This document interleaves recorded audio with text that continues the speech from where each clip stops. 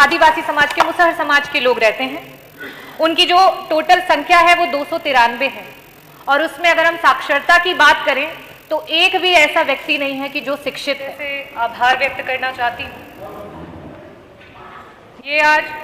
प्रदेश के लिए और देश के लिए बड़ा ही संवेदनशील मुद्दा है, और मेरे लिए एक ऐसा मुद्दा है जो मैं ऐसा कह सकती हूँ मेरे दिल के भी बहुत करीब है। उसको मैंने जिया है क्योंकि मैं खुद उस परिवार से हूँ, और मैं जानती हूँ कि अनुसूचित जाति एवं जनजाति के बच्चों के लिए शिक्षा का क्या महत्व है, और शिक्षा पाने की वो जो लड़ाई लड़ते हैं, उस लड़ाई में जब वो जीत नहीं पाते हैं तो उनका पूरा का पूरा जीवन अंधकार में चला जाता है। जिस तरीके से आदरणीय लालजी वर्मा जी कह रहे थे कि 28% से भी ज़्यादा हमारी आबादी है जो इसमें आती है, लेकिन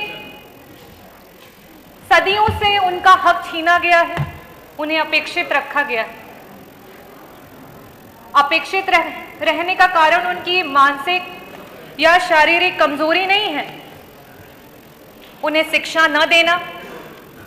सतत विकास, अधिकारिता, समावेशिता, सामाजिक न्याय, मानव अधिकार, भागीदारी, प्रजातंत्र, समानता, इन सब से सदियों से वंचित रखा गया है।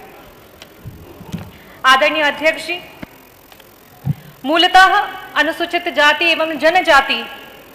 के ये जो बच्चे हैं वो गरीबी रेखा के नीचे आते हैं, और आज इस सरकार में देखा जा रहा है कि ज्यादातर बच्चे जो प्राइमरी स्कूल, मीडियम और हायर सेकेंडरी के बाद ड्रॉप आउट्स कर रहे हैं, और ये जो ड्रॉप आउट्स हैं उसका कारण ये है कि स्कूलों के, कॉलेजेस की जो फीस है वो बहुत ज्यादा है, जो इनका परिवार समर्थ नहीं है देने के लिए। पुरानी सरकारों ने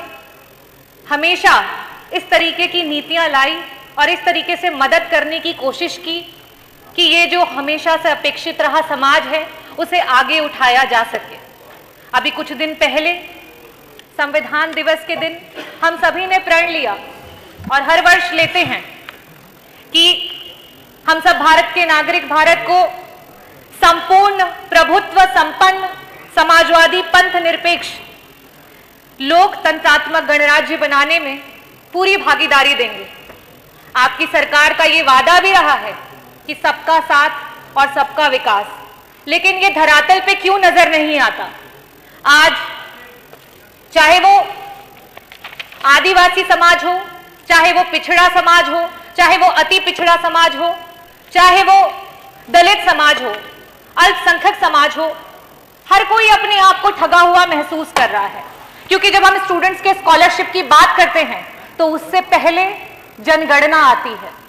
और जब जब विपक्ष ने जाति जनगणना का मुद्दा उठाया है, बार बार ये सरकार उस मुद्दे को लेकर के लापरवाही बरतती रही, टाल मटोल करती रही, और यह दर्शाता है कि आप अनुसूचित जाति एवं जनजाति के जो बच्चे हैं उनके भविष्य को और उनके शिक्षा को लेकर के असंवेदनशील हैं। मैं आज इस सदन के माध्यम से एक छोटी सी रिपोर्ट है जिसको एक उदाहरण के तौर पे देना चाहूंगी कि प्रतापगढ़ में चरिया एक जगह है जहां पे हमारे वनवासी समाज के, आदिवासी समाज के, मुसहर समाज के लोग रहते हैं। उनकी जो टोटल संख्या है वो 293 है, और उसमें अगर हम साक्षरता की बात करें तो एक भी ऐसा व्यक्ति नहीं है कि जो शिक्षित है। उसमें 45 बच्चे हैं जो 6 से 12 वर्ष की उम्र में आते हैं, और उसमें से सिर्फ 2 बच्चे हैं जो कि स्कूल जाते हैं। अगर हम बात करें 13 से 18 वर्ष के बच्चों की तो उसमें सिर्फ और सिर्फ 4 बच्चे हैं जो स्कूल जाते हैं। यहां तक कि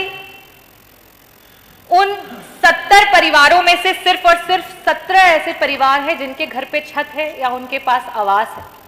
तो ये जो मुद्दा है वो बड़ा ही संवेदनशील है, और इस मुद्दे का जड़ ये है कि जब तक हम जातीय जनगणना नहीं कराएंगे, जब तक हमें पता नहीं चलेगा कि जो हमारा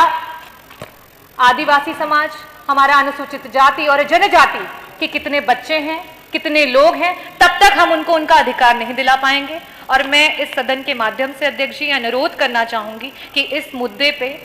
2 घंटे की चर्चा हो और इसको विस्तार रूप से सरकार मजबूती से समझे और चर्चा करे। धन्यवाद।